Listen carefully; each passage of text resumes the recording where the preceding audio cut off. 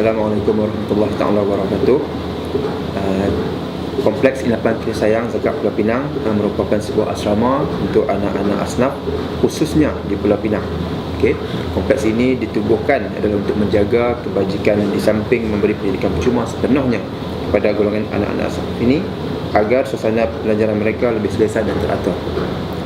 Kompleks ini menyediakan pelbagai kemudahan atau fasiliti kepada penghuninya seperti bilik asrama yang selesa, dewan utama, kantin, surau, bilik komputer berinternet, sukan mini, bilik rawatan dan sebagainya.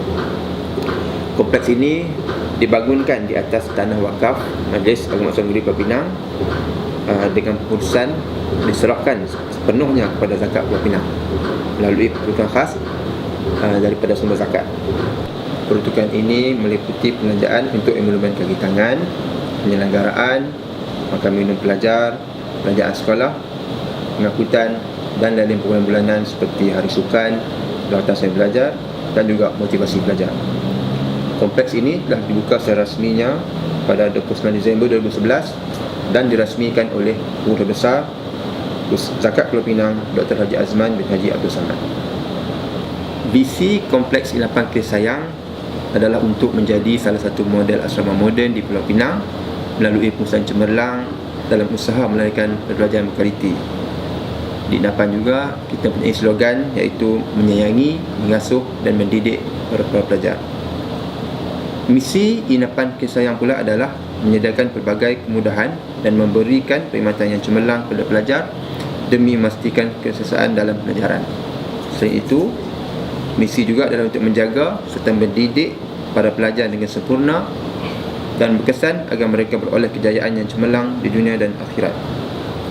Antara matlamat Inapan ialah melahirkan pelajar yang berilmu dan berakhlak, melahirkan pelajar yang cemerlang dari segi akademik dan segi agama, mendidik para pelajar agar mempunyai ciri-ciri pemimpin yang baik dan cemerlang, memastikan setiap pelajar dapat meneruskan pengajian di institusi yang terbaik, dan akhir sekali ialah mendidik pelajar sehingga berjaya agar dapat membebaskan diri dan keluarga dari belenggu kemiskinan.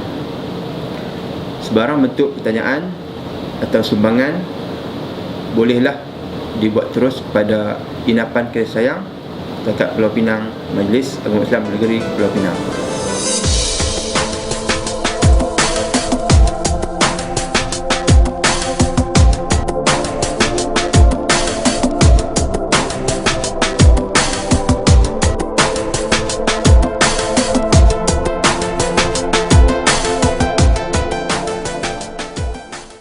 Assalamualaikum warahmatullahi taala wabarakatuh.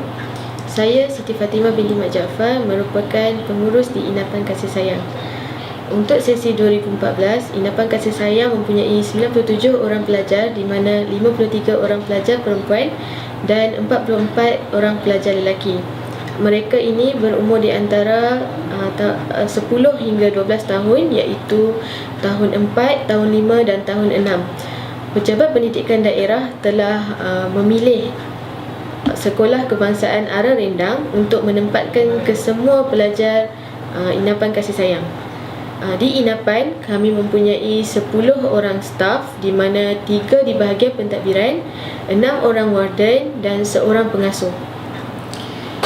Syarat kemasukan pelajar ke Inapan Kasih Sayang ialah ianya terbuka kepada anak-anak asnaf fakir miskin di mana waris pelajar tersebut mempunyai pendapatan RM1,200 ke bawah dan juga pelajar tersebut mendapat sekurang-kurangnya 60% markah keseluruhan ataupun mendapat 2A sekurang-kurangnya, dan pelajar tersebut perlulah sihat dan mampu untuk menjaga diri sendiri.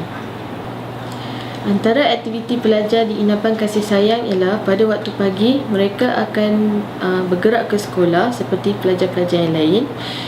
Apabila pulang dari sekolah, mereka akan menghadiri kelas kafah. Seterusnya pada waktu petang mereka akan beriadah, dan di waktu malam mereka akan menghadiri kelas mengaji dan juga kelas hafazan. Para pelajar ini akan pulang ke rumah mereka setiap sebulan sekali bergantung kepada cuti umum yang ada, dan seterusnya setiap minggu kedua mereka akan dilawat oleh ibu bapa mereka.